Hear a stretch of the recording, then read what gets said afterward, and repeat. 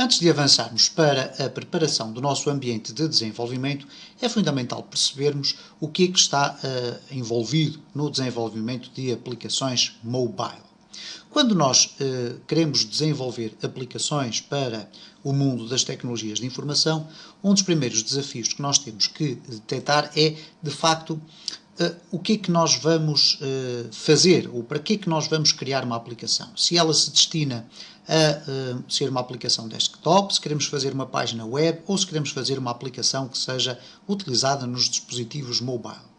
Para desenvolver uma aplicação mobile, há sempre algumas fases que nós devemos ter em consideração. Para quem já tem alguma experiência no desenvolvimento de aplicações sem ser mobile, mas, por exemplo, aplicações desktop, já sabe que o processo passa por várias fases. Primeiro teremos que escolher a nossa linguagem de programação, escolher o nosso IDE, escolher depois o tipo de estrutura que vamos criar para a nossa aplicação e, finalmente, publicá-la.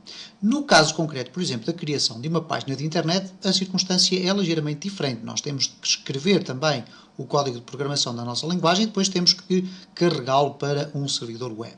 No caso do desenvolvimento para mobile, o que é que nós temos que passar aqui em retrospectiva, neste caso?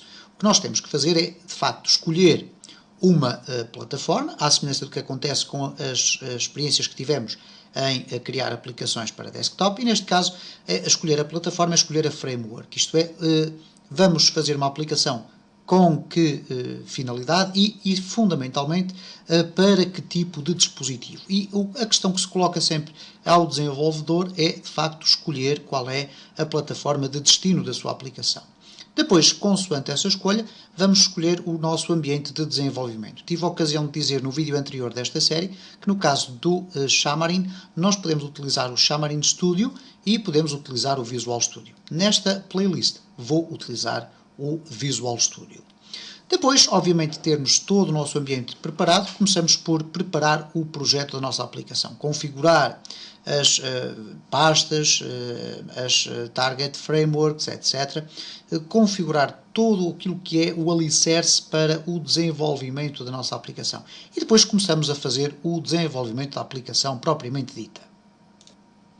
De uma forma geral, o desenvolvimento de uma aplicação, seja ela para desktop, para a web ou para mobile, passa por fundamentalmente 4 fases. A construção da aplicação, isto depois de escolhermos a nossa plataforma, o nosso objetivo, etc., os nossos dispositivos target, etc., nós temos que construir a nossa aplicação, que passa pela criação do código.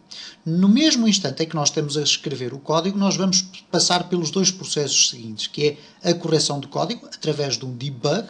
O termo debug significa remover tudo aquilo que são os erros do nosso código, e isso só é possível verificarmos utilizando o nosso IDE e fazendo a testagem do nosso código, da nossa aplicação.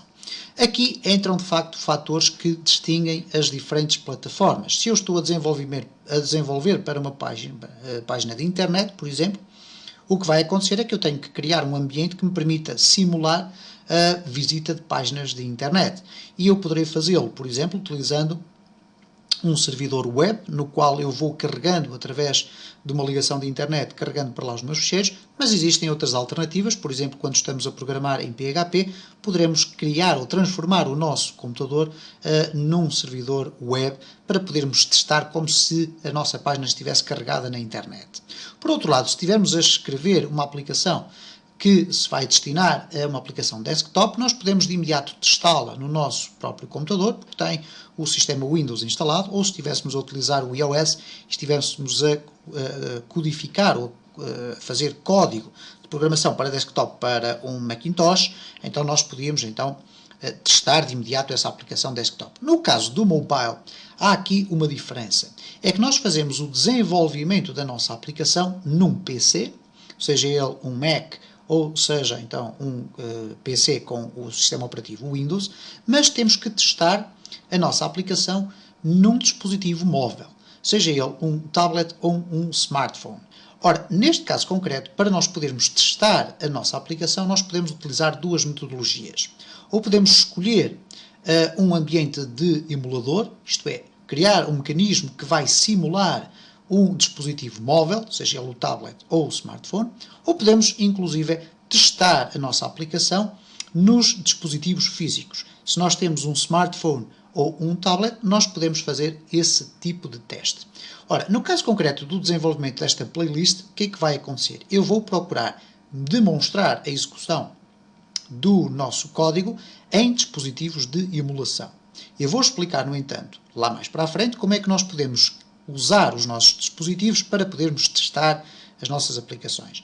Mas há aqui dois aspectos fundamentais a referir no que diz respeito à utilização de emuladores versus a utilização de dispositivos físicos.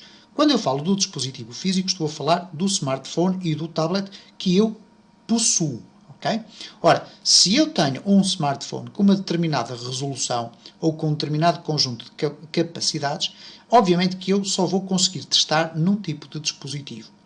O mesmo acontece com o tablet. Se o tablet tiver uma determinada dimensão de monitor, eu só vou poder testar num tablet com aquele tipo de características específicas. No caso dos emuladores, nós podemos criar dispositivos virtuais com características distintas, o que nos vai permitir poder testar a nossa aplicação em diferentes tipos de dispositivos. Então, no campo da testagem, neste caso concreto, no desenvolvimento de aplicações para mobile, nós vamos ter que ter essa atenção nova, que é a necessidade de termos dispositivos para podermos testar a nossa aplicação. E depois entramos no ciclo final da nossa aplicação, que é a publicação desta aplicação, neste caso concreto e, de uma forma mais interessante, publicar a nossa aplicação nas App Stores. Isto é, enquanto nós podemos criar uma aplicação desktop para vender através do nosso website, etc., no caso concreto das aplicações mobile, temos a Google Play, neste caso é a loja onde nós podemos comprar aplicações para o Android, ou temos a App Store da Apple, onde nós podemos comprar as aplicações para os dispositivos iPhone e iPad. Neste caso concreto, temos também aqui esta novidade, que é a necessidade de, ao publicarmos as aplicações, escolhermos o local correto e a forma correta como fazer. E existe depois um procedimento específico, neste caso, que nós iremos aprender a seu tempo. O grande desafio que a tecnologia Xamarin e outras que existem, como é o caso do PhoneGap, por exemplo, vêm aqui solucionar, é esta questão que aqui se coloca.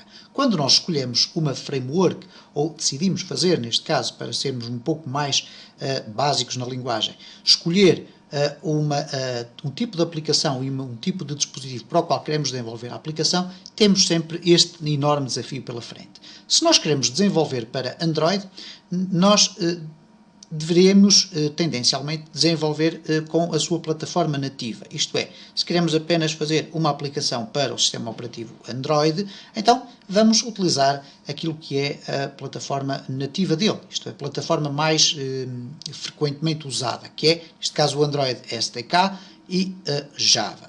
O Software Development Kit do Android é proprietário da Google e a linguagem Java é a linguagem que é utilizada para o desenvolvimento de aplicações Android, nomeadamente utilizando ambientes de desenvolvimento, como é o caso do Eclipse.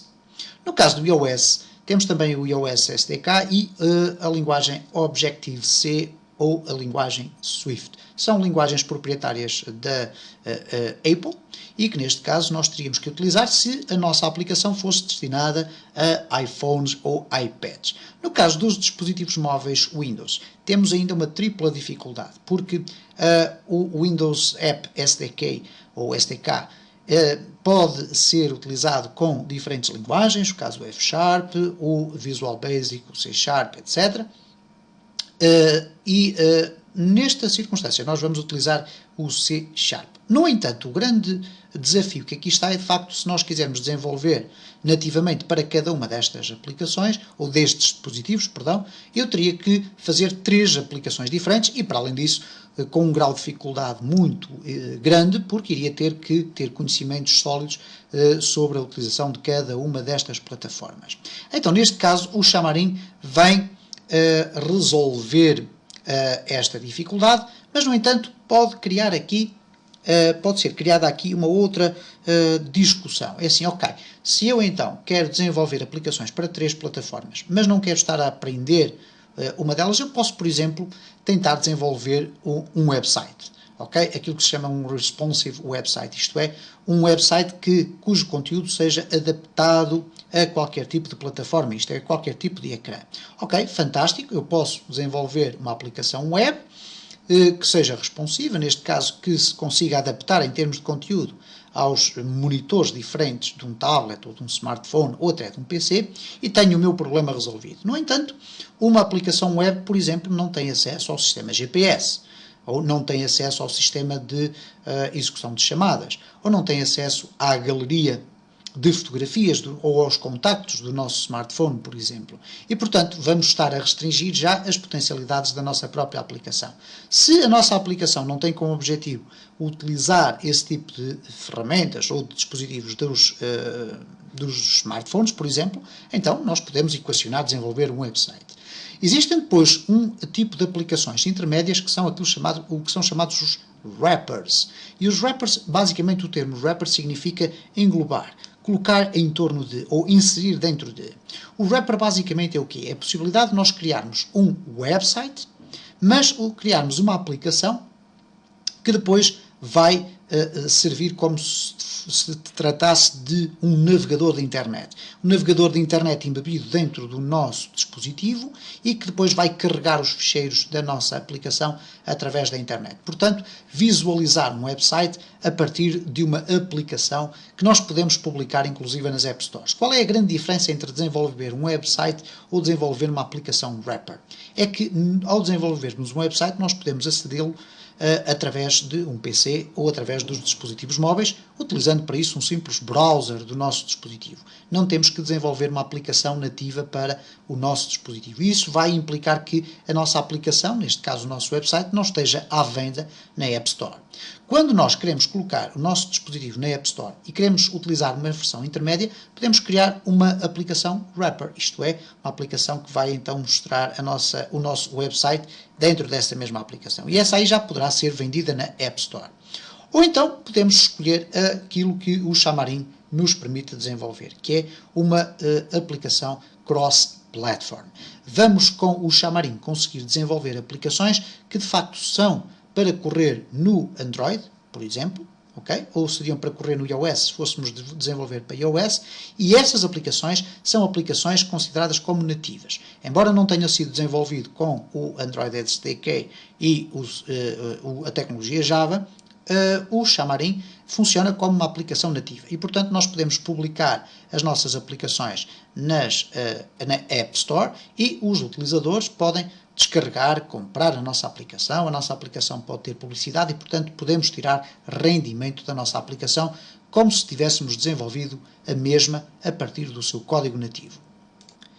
Feita esta introdução aos conceitos gerais do que é desenvolver para mobile e dos quais eu destaco principalmente no campo da testagem a necessidade de nós prepararmos o nosso ambiente de desenvolvimento com emuladores ou então ligar os nossos dispositivos, que é algo que nós iremos ver em detalhe durante os próximos vídeos também, vamos então avançar para o estudo do Xamarin. E não poderemos deixar, obviamente, de começar por preparar o nosso ambiente de desenvolvimento. Neste caso concreto, nos próximos vídeos, vou mostrar como instalar de raiz o Visual Studio com a tecnologia Xamarin e vou mostrar também como, para quem já tem o Visual Studio instalado, como instalar ou acrescentar a funcionalidade de Xamarin quando o Visual Studio já está instalado.